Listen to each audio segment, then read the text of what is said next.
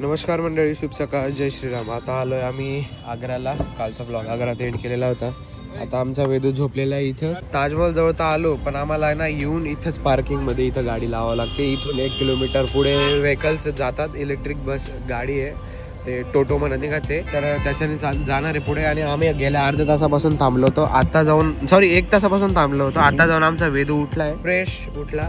झोपेत होता तो, कारण आम्ही त्याची झोप होऊ दिली. कारण कालच्या ब्लॉगमध्ये जो रडला, म्हणजे ब्लॉगमध्ये त्याने दाखवलाय, काल इतका रडला ना वेदू, त्याच्यामुळे मग म्हटलं आज त्याची झोप पूर्ण होऊ देऊ.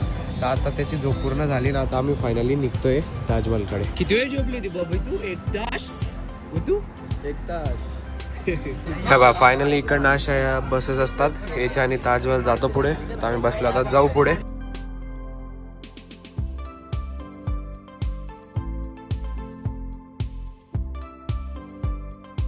सो फायनली अशी जागा आहे जिथं आम्हाला ड्रॉप केलेलं आहे. आता आम्ही चाललो इकडनं मध्ये जाऊ.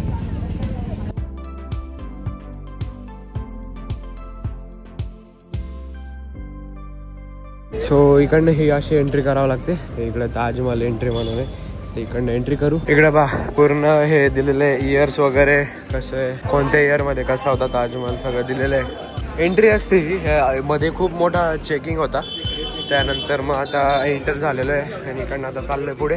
फायनली आम्ही एंटर झालो. आता इकडनं मधून पूर्ण ताजमहलचा हे एंटरन्स, तर लॉबी असते ना, हे पाहे इकडं, ह्याच्यात एंटर झालेलं आहे. आता त्याच्यामधनं जेव्हा आम्ही मध्ये जाऊ ना, तेव्हा मेन मोठा ताजमहल दिसेल. हे इकडं बाहेर असं आहे पूर्ण गार्डन वगैरे, तो राहिला तिथं ताजमहल. आणि हे एंट्रन्स गेट.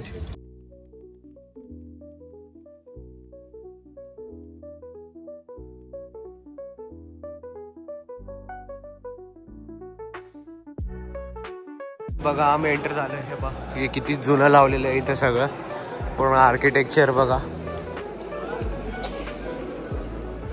समोर राहिला ताजमहल. आमचा बुद्धू तो ताजमहल समोर.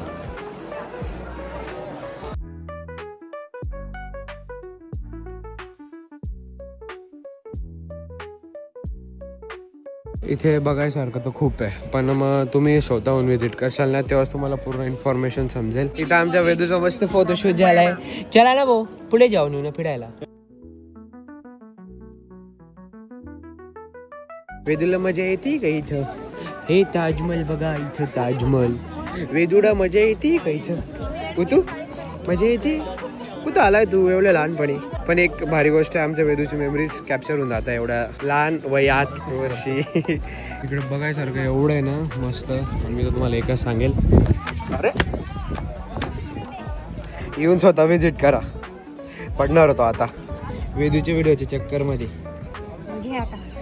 केवढं मोठं आहे बघा, केवढं, म्हणजे किती लोकांचे हात कापले गेले होते याला बनवल्यानंतर. कारण same to same exact copy नाही बनायला पाहिजे, पण मग तरी पण एक संभाजीनगर मध्ये बीबी मकबरा म्हणून एक बनवलं गेलेलंच आहे. पण मग ओरिजिनल आणि त्याच्यात खूपच फरक आहे. सो फायनली ताजमहलच्या जवळ आम्ही पोहोचलोय. आणि आता इकडं वरती जाऊ आता एक 5 मिनिटात.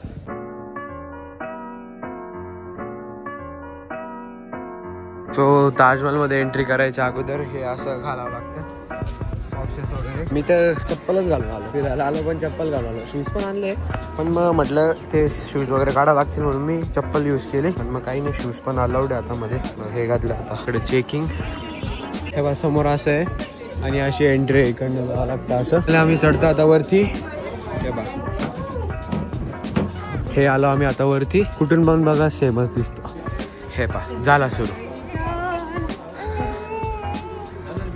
सो फायनली असं आहे बनवय तेव्हा इकडे असं पूर्ण ये. सो हे पा यमुना तट. दिस इज द यमुना तट. आणि हा यमुना तटच्या मागचा लुक ताजमहलचा. उद्या कुठे आलाय तू? उद्या कुठे आलेला आहे? आता मोठा जेव्हा बघेल ना की मी इथं खेळलो होतो. हे पा हा तू ये रे, बघ बघ कसा खेळतोय बघ. ये ये ये इकडे यमुना तट, मागे ताजमहल. आणि वेदू हा तू आहे, बघ कसा खेळतोय बघ. कसे खेळते? ते खाऊ नको, त्याची असते ना. ये ये ये ये ये अशा खेळत होता तू. मला असं असं कडाला लागून गेला होता. आमचं झालंय ताजमहलचा टूर कम्प्लीट. वेदू जरा जास्त त्रास द्यायला लागला होता, पण आम्ही निघतो आता. पण मग मध्ये कॅमेरा अलाउड नव्हता, तरी पण मी दाखवायचा प्रयत्न केला थोडासा. त्यानंतर इकडं पूर्ण हा आजूबाजूचा परिसर आहे, इकडे गार्डन वगैरे या साईडला पूर्ण, तिकडं पण गार्डन आहे पुढे. आता वेदू त्याच्या मामाकडे, मोठ्या मामाकडे, आणि आता निघतो आम्ही गाडीकडे. दादा कसं वाटते ताजमहल पाहून? खूप छान, खूप छान. या कधीतरी व्हिजिट करा तुम्ही पण. इथे ताजमहलच्या परिसरमध्ये लोकल शॉप्स पण आहे, जर कोणाला शॉपिंग करायची इच्छा झाली तर ते करू शकता. आणि आमचा वेदू बघा, मी आता इथून पानची पेठास म्हणून एक आहे जे फेमस आहे आग्रामधून. आम्ही आता घेतले पेठे. आता चाललोय आता मस्त. त्यांनी एक पानचा बॉक्स फ्री पण दिला, जो आता मध्ये ठेवला मी. अजून एक इन्स्ट्रक्शन दीदीला द्यायचे रिलेटेड टू बेबीज, जे बेबीजना घेऊन जाणार आहे ट्रॅव्हलला. सो दीदी बघा काय म्हणते. 1 वर्षाचं बाळ आहे माझं आणि ते थोडं लिटिल बिट्स खायला लागलेलं आहे, तर त्यासाठी मी त्याचं सेरेलॅक सोबत घेतलेलं होतं. त्यानंतर नाचणी सत्व सोबत घेतलेलं होतं. आपल्या घरी भाजलेला रवा असतो तुपात, तो पण घेतलेला होता. आणि दाल खिचडीसाठी मी त्याचे जे तांदूळ होते ते धुवून वाळून त्याची पेस्ट बनवलेली होती. त्याच्यामध्ये थोडे काजू बदाम मिक्स केलेले होते. बेसिकली काय होतं, आपण बाहेर जातो ना, त्यावेळेस बाळाला कुठल्याही गोष्टीची ॲलर्जी होऊ शकते. इन केस त्याला सर्दी होऊ शकते, ताप येऊ शकतो, उलटी येऊ शकते, जुलाब येऊ शकतो. तर त्याची जी इम्युनिटी सिस्टीम आहे ती ॲज इट इज ठेवण्यासाठी ना, तुम्ही जर गाडीने प्रवास करत असणार किंवा बाय डिफॉल्ट कुठल्याही वाहनाने जात असणार, तर त्याची इम्युन सिस्टीमनुसार तुम्ही त्याच्यावर वर्क करायला हवं. म्हणजे त्याला टेम्परेचर कुठलं सूट होतं हे जेवढं आईला कळू शकतं तेवढं कुणाला नाही कळू शकत. सो त्याच्या इम्युन सिस्टीमवरती पहिले काम करायचं आणि त्याचे फेवरेट जे पदार्थ आहेत ते त्याला द्यायचे. आणि प्लस आपण जे बाहेर फूड त्याला देऊ शकतो, फॉर एक्झाम्पल फ्रूट्स देऊ शकतो किंवा सात्विक इडली देऊ शकतो, डोसा देऊ शकतो. तर त्याचं आधी मी टेस्ट करून पाहते की ते त्याच्या लायक बनलेलं आहे की नाही, आणि मगच त्याला खायला देते. पण बेसिकली मी त्याच्या तुपापासून, त्याचं इंडक्शन कुकरपासून सगळं कॅरी करत आले. आणि ज्या कुठं हॉटेलला आपण थांबतो जेवणासाठी म्हणा किंवा हॉटेलला आपण स्टे करतोय, तर मी 3 वेळा त्याचं फूड बनवून घेते. कारण की त्याला जे मी बनवलेलं कंटेंट आहे ते फार आवडतं आणि तो आवडीने खातो. आणि हॉटेलमध्ये त्याला सगळे जेवत असते तर त्याला तेही क्रेविंग होत असतं खाण्यासाठी, तर त्याला तेही भरवते. पण आपल्याला विश्वास नसतो की याच्याने याचं पोट भरेल का, तिथे हायजीन मेंटेन होत असेल का, असं आपल्याला विश्वास नसतो. सो आपणच सगळं कॅरी करून घ्यायचं. मग त्याच्यामुळे बाळाला काही प्रॉब्लेम येत नाही. आणि त्याचे कपडे, शूज, सॉक्स या सगळ्या गोष्टी पण प्राधान्याने ठेवायच्या. त्यानंतर त्याचं अंथरूण वगैरे हे सगळं आपण कॅरी करायचं.